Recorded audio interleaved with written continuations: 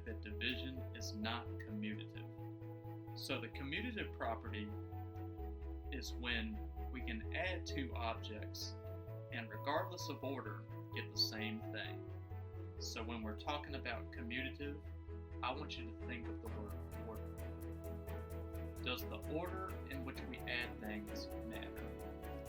So if I have A plus B, I know that for real numbers A and B, if I add two elements, A and B, I'll get the same thing if I add them in the reverse order. So the commutative property works for addition, and it also works for multiplication. If I multiply A times B, I'll get the same thing I'll get if I multiply B times A. In other words, the order of multiplication doesn't matter. But when we're talking about subtraction and division, they are not commutative in general. So A minus B in general is not the same thing as B minus A, and A divided by B in general is not the same thing as B divided by A. When we talk about subtraction and division, order matters. So this would not be true unless A is actually equal to B or A is equal to negative B. So I'll give you a quick example. Let's say we have 4 divided by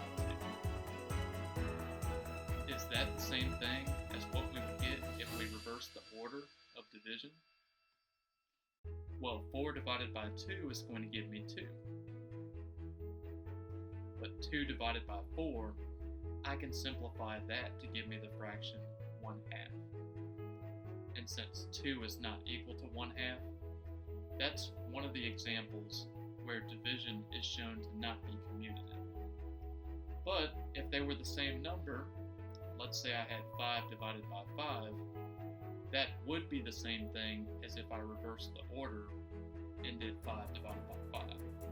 I would still get the same quotient, 1.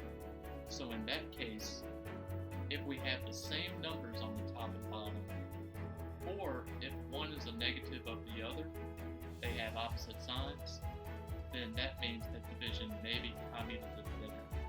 So if I had 5 divided by negative 5, I would get the same thing as if I reversed the order and put negative 5 on top and positive 5 on the bottom. I would still get negative 1 is equal to